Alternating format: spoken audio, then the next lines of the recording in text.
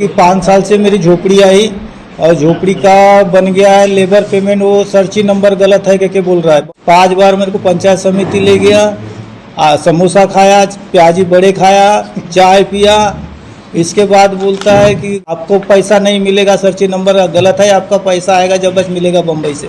Agency में काम में तुमको पैसे नहीं मिलते पंचायत वालों को, नहीं हमको इतना 12 लाख रुपए होना तो काम होने देंगे, नहीं तो नहीं होने देते। और जब उन्होंने काम रोकना था तो शुरुआत में रोकना था ना, पूरा काम होने के बाद में रोकते। उनका मेन उद्देश्य था कि हमको पैसे होना, और उनके एविडेंस है मेरे पास में, वो सीधा बोल रहे हैं कि गांव में काम हो या मत हो लेकिन हमको हमारे पैसे से मतलब है। 24 लाख रुपए का जो कामों पे मस्टर है उस पर हमको 12 लाख रुपए होना। ये सभी 8 सदस्यों को 39 कलम के अंतर्गत इनके ऊपर में कार्रवाई होना चाहिए और इनको इनके पद से निष्कासित करना चाहिए। साथ ही में जो रोजगार सेवक है, तारीख को चौकसी अधिकारी आने वाले हैं, मैं चाहता हूँ कि जल्दी से जल्दी अहवाल बना के वीडियो कलेक्टर साहब इनको अपने पद से निष्कासित करें। और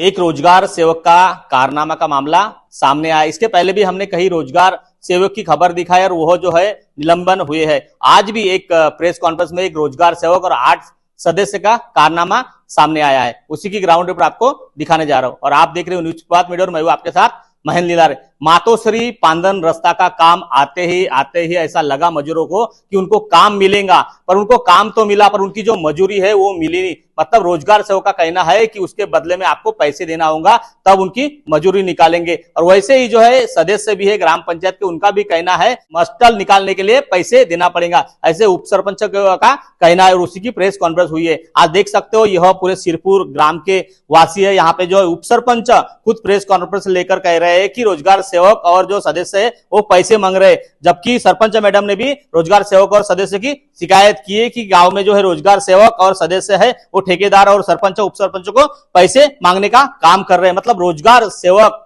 को इसीलिए नियुक्ति की गई थी कि गांव में जो मजदूर काम करेंगे उसके पैसे निकालेंगे, उसको उसका कमीशन मिलेगा। प्रधानमंत्री आवास योजना में जो है घरकुल पास हुई थी, घरकुल पास होने के बाद लगभग 30,000 रुपए मस्टूल में निकालने वाले थे, पर मस्टूल का पैसा जो है रोजगार सेवक ने अपने हेतु पुरस्कार के लिए अपने ही परिवार के खाते में डालकर जो है भ्रष्टाचार को अंजाम दिया। ऐसी शिकायत उन्होंने की है, उसके बावजूद भी उस पर कार्रवाई नहीं हुई है। आइए जानने का प्रयास करेंगे क्या है पूरा मामला। अच्छा ये बताइए, अपना पूरा नाम बताइए। कुंवरलाल भैयालाल भोंडेकर। अच्छा, आपका घरकुल कब पास हुआ था?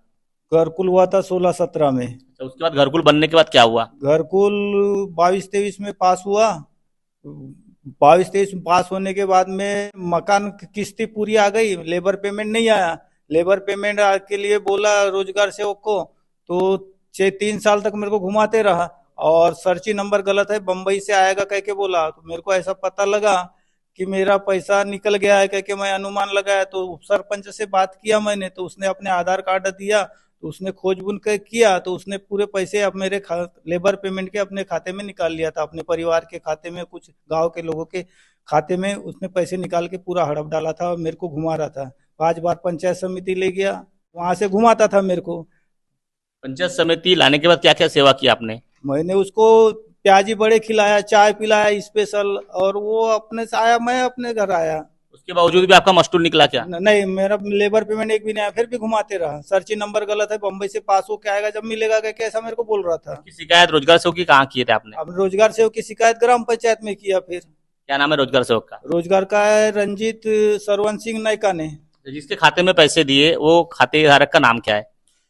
टेकलाल भरतलाल ठाकरे, उषाबाई टेकलाल ठाकरे, सीमाबाई तुलसीराम नायका ने, तुलसीराम चैन सिंह नायका ने, आचल तुलसीराम नायका ने, जीरनबाई रंजीत सिंह नायका ने, आरती रंजीत सिंह नायका ने, अंबिका रंजीत सिंह नायका ने, मनोज सिंह दे सिंह देसाई, चैन सिंह सरवन सिंह नायका ने, शकुनबाई नायका ने, अतुल ध्रुव डाहाट। अच्छा, यह जो जॉब कार्ड आपने जो दिया था, यह जॉब कार्ड इनका दिया था कि दूसरे का दिया था? घर के दिया था मैं, घर के 2 नाम, भाई का 2 नाम, एक भांजा एक बहन का नाम दिया था। तो रोजगार सेवक ने बदल दिया? बदल दिया, रोजगार सेवक ने अपने घर के नाम लगा के निकाल दिया और मेरे को गुमराह कर रहा था।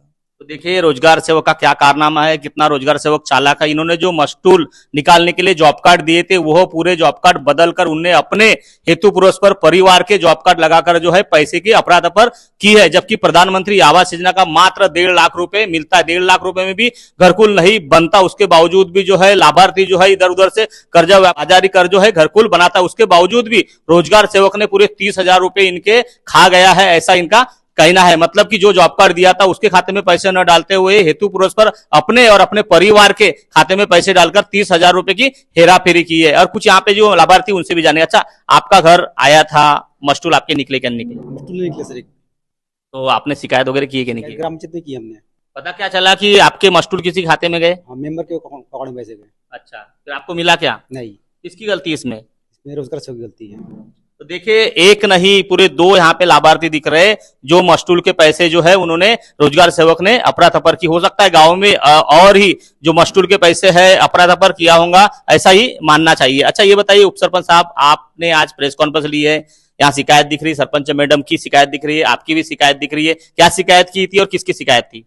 आज की प्रेस कॉन्फ्रेंस लेने का सबसे बड़ा मुद्दा है कि इसमें 2 शिकायत है। पहली तो है रोजगार सहायक की। रोजगार सहायक ने जो 6 महीना पहले उसके विरुद्ध हमने ठहराव लिए थे, क्योंकि 150 लोगों की कंप्लेंट आई।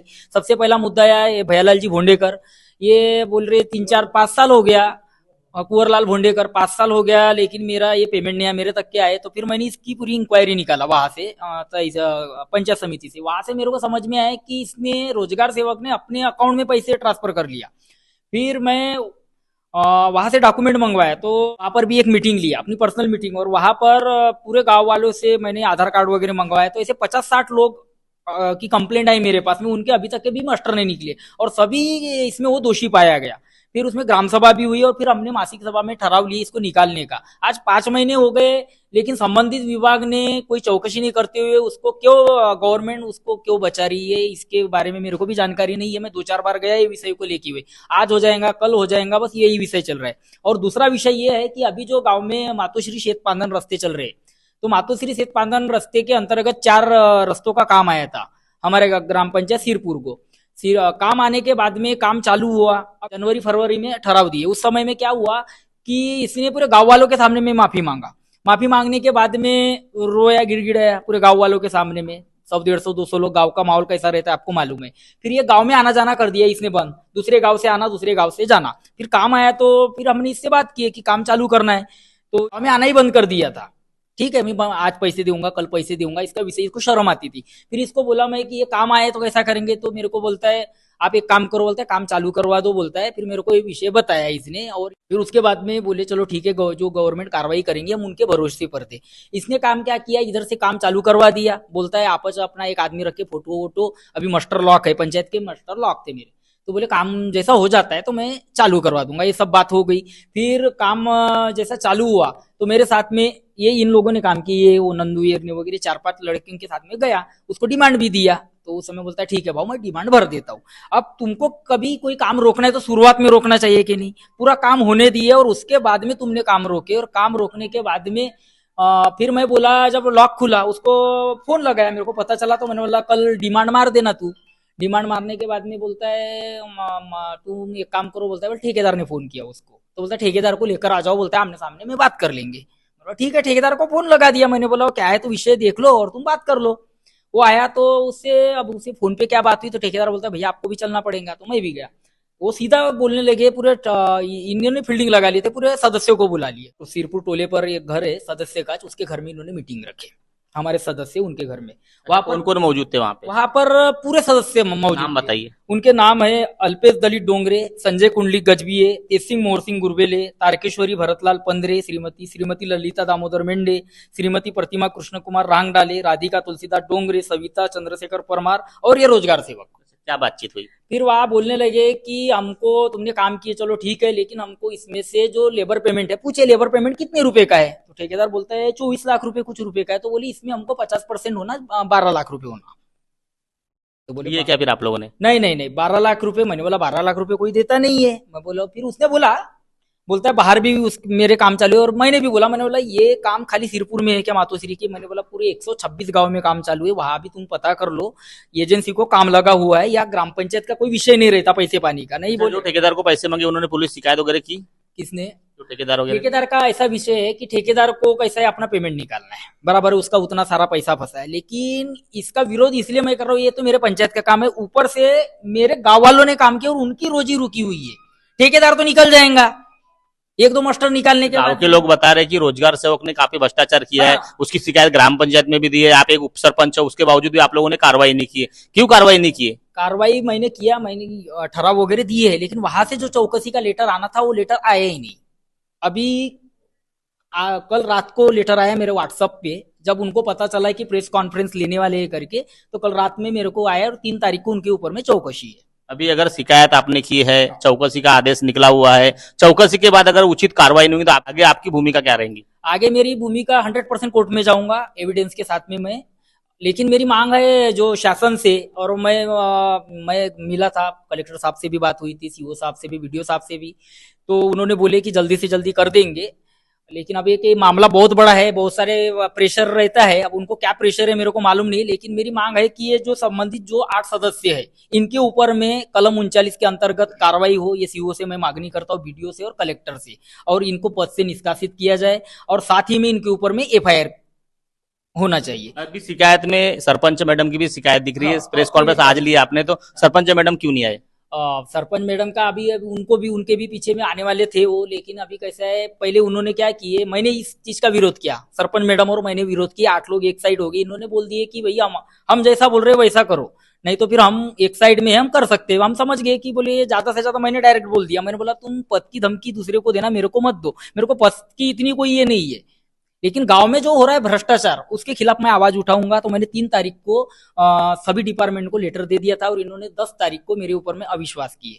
बताया जा रहा है कि आप सिंधे गुट के एक सक्रिय कार्यकर्ता हो, शिव सैनिक हो, आपकी महाराष्ट्र में सरकार है, तो आपने उप मुख्यमंत्री को इसकी शिकायत वगैरह नहीं की है क्या? नहीं, अभी तक के इसमें खाली मेरा एक संगठन है गांव में, युवा जनशक्ति के नाम से, उसी पर हमने इलेक्शन लड़े थे, और वही संगठन के लोग है, ये अध्यक्ष है, ये उपाध्यक्ष है, संचालक है।